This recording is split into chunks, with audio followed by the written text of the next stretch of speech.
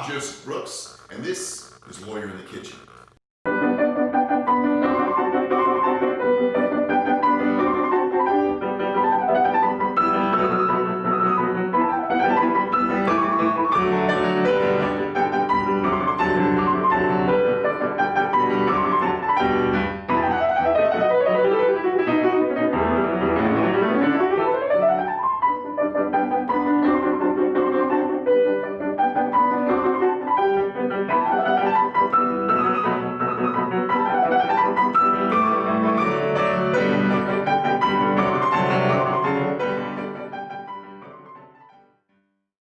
Welcome to Lawyer in the Kitchen. Thanks for coming by. I hope you enjoyed this video.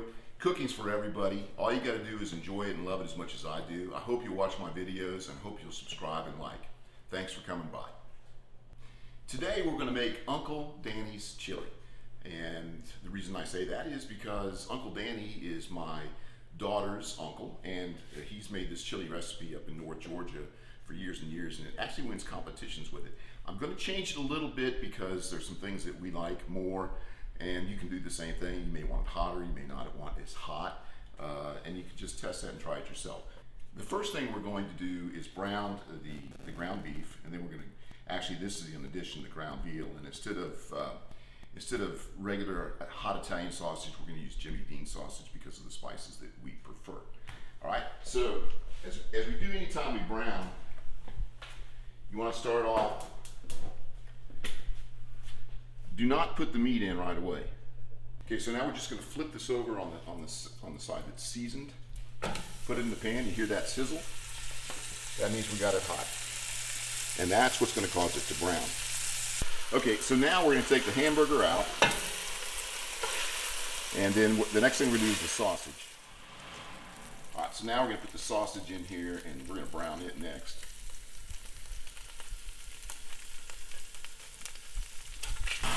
So we're just going to break this up a little bit and let it brown. And then we'll leave it alone for a couple of minutes so that it caramelizes. Now the last thing we're going to take, at least for the meat, we're going to take the sausage out, put it in with the hamburger, and then we're going to put the veal in and do the same thing. Alright, now we're going to break this up the same way. This is the veal. And here's where you got to be careful that you don't get this burnt. Okay, so if you need to turn it down, do that. Watch that carefully. You want it to taste good. You want it to mix in with this chili, but you don't want to burn it. Hey, so Sharon, you know, every time I look at this on the pan, the residue from the browning, okay, I never know what to call it. So this morning I looked it up. It has a word, and you're going to like the word. Do you know what it's called? I do not. It's called fond, F-O-N-D. Do you like it? Because I'm fond of it.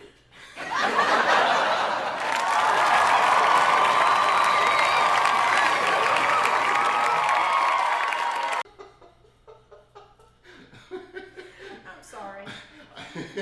I've never heard that word before. I have not heard All the that. TV shows I've watched, I've never heard anybody call that fond. Fond. And I never knew what to call it. I keep saying it's, it's burnt on flavor or, browned on flavor, but it's called fond. And I like it. Okay, that's enough of that. All right, let's cut these onions up. All right, so now if you look at this, see how this is coming off the pan? The water's getting brown. That's all flavor. And now we know it's called fond. I never heard of that word before. I mean, with cooking, obviously. See how good that looks? That's all coming off there. That's all going to be in there. Now, we won't put the meat back in. We're going to start putting in the vegetables, the tomato sauce, the tomato puree, or whatever it is, not puree. We do have some, ketchup we can put in there. That's about 1/3 of a cup. We'll wait a little bit to put some of the other stuff in. Okay, to chop it, just hold the knife like this. That keeps it nice and safe for you. And then pull it off like that. See that one's sticking off? Let's get this off of here. I keep saying that. And one thing you know, garlic is decent. If it sticks to everything, you know you got good garlic. See what I said? If you got, there's a piece there that it'll come, once you start chopping it, it'll come out. And as you're cooking, just, if the water gets low, just add some more water. There's no problem with that. And then, cook it on down until you get it to where you like it. And put all this meat back in here. See how you get some of that's nice and brown? That's beautiful. That's going to be really tasty when all that brown will come off and it'll be in the chili itself, in the juice, which is going to be great. All right, and last, and I say last, some people do it earlier, I put the garlic in because this is going to cook, just simmer, and I know that this garlic is not, within all this, it's not going to get bitter. And just mix everything up now that you got it in there. All right, now I'm going to do this. The chili powder is already ground, clearly, not a problem. It's kind of like putting salt in some spices, so it helps with other things like these bay leaves. Now, this recipe doesn't call for it, but I like bay leaves a lot. By the time, so you just pulse this some until you get them caught up in there, because I'm not going to take these out. These are going to be actually in the chili. It's been 2.5 hours. 2 hours is probably plenty. An hour may even be enough. But we've cooked this. They're on low, and this chili is done. And if you look at this, you can even see the roasting from the pepper still on there. That looks fantastic. This is all cooked down. I added a little water a couple of times. Now we're going to do this. Now's the time, because the peppers, the red peppers that we put in, the seed and everything else, now they've had a chance to get as hot as they're going to get. So we're going to just check this to see where we are on heat. And you got to wait till the end. That's a little warm.